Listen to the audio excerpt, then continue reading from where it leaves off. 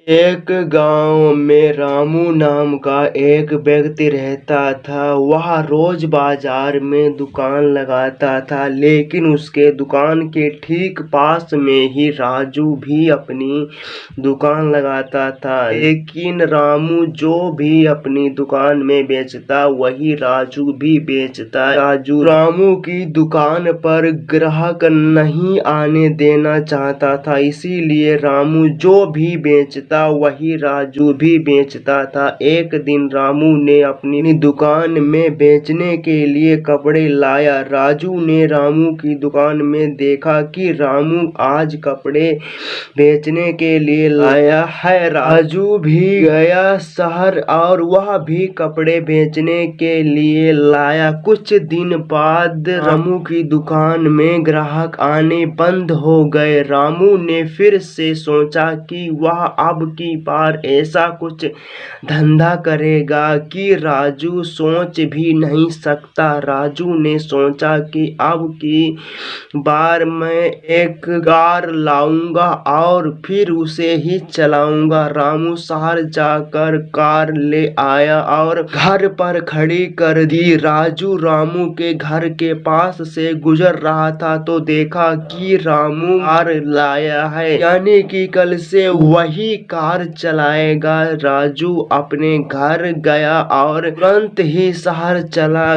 गया। शहर में जाकर उसने भी एक कार खरीदी और घर आ गया। सुबह हुई, रामू अपनी कार को चलाकर रोड पर खड़ी कर दी और सोचने लगा कि अब की बार तो राजू यह सोच भी नहीं सकता कि मैं ऐसा भी कुछ कर सकता हूँ। तभी राजू भी अपनी कार को लेकर वहां रामू के गाड़ी के आगे खड़ी कर दी और कहा, रामू भाई और क्या हो रहा है? रामू ने कहा, कुछ नहीं, मैं जो भी सोचता हूँ उससे पहले ही तुम उसे कर लेते हो। कुछ देर बाद लोग वहां आए और राजू की कार आगे होने के कारण उस पर बैठ गए और 2 या 3 लोग रामू की कार में बैठे।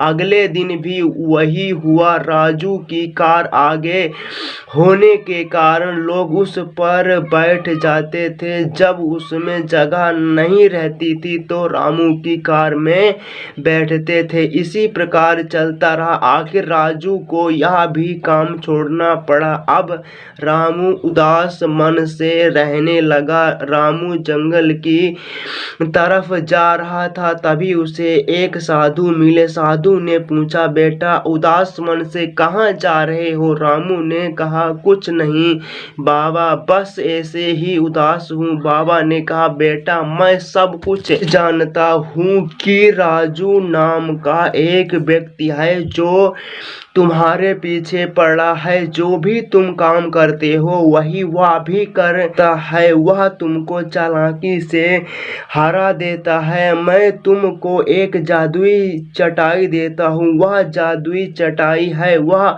आसमान में उड़ सकती है। बस तुम यह याद रखना कि तुमको चटाई को जिस तरफ घुमाना हो तुम उसी तरफ हाथ को कर देना। बस चटाई उसी दिशा में घूम जाएगी और नीचे करने पर नीचे आएगी और ऊपर करने पर ऊपर जाएगी। रामू चटाई को लेकर आया और लोगों से कहा, जो भी आसमान की सैर करना चाहता है वह मेरे पास आए। मैं इस जादुई चटाई में उसे बैठाकर आसमान की सैर कराऊंगा। तभी लोग आने लगे और रामू की चटाई पर बैठकर आसमान की सैर करने लगे। राजू यह देख कर दंग रह गया। उसने सोचा, यह जादू की चटाई रामू को कैसे मिली? यह मैं चुरा लूंगा। रात हुई, जादुई चटाई को चुरा लिया और जाकर चटाई को उड़ाने की कोशिश कर रहा था, लेकिन नहीं उड़ रही थी। राजू ने चटाई को उड़ाने की कोशिश कर ही रहा था कि रामू वहां आ गया और कहा, राजू भाई चटाई नहीं उड़ रही है। राजू देख कर शौक रह गया। राजू ने कहा, तुम यहाँ कैसे? रामू ने कहा, मैं जानता था कि तुम मेरी जादुई चटाई के साथ कुछ न कुछ जरूर करोगे, इसीलिए मैंने चटाई को बदल दिया। जादुई चटाई के बदले नॉर्मल चटाई रख दी और तुम चुरा लाए। राजू ने कहा, रामू भाई मुझे माफ कर दो, मैंने अपने जलन से तुम्हारा नुकसान किया और मेरा भी नुकसान बहुत हुआ। रामू ने राजू को माफ कर दिया और दोनों घर चले गए। रामू अब अच्छे से काम करने लगा। अगर आपको यह कहानी अच्छी लगी है तो हमारे चैनल को सब्सक्राइब करें, वीडियो को लाइक करें और ज़्यादा से ज़्यादा शेयर करें। Thanks for watching my video. जय हिंद, जय भारत।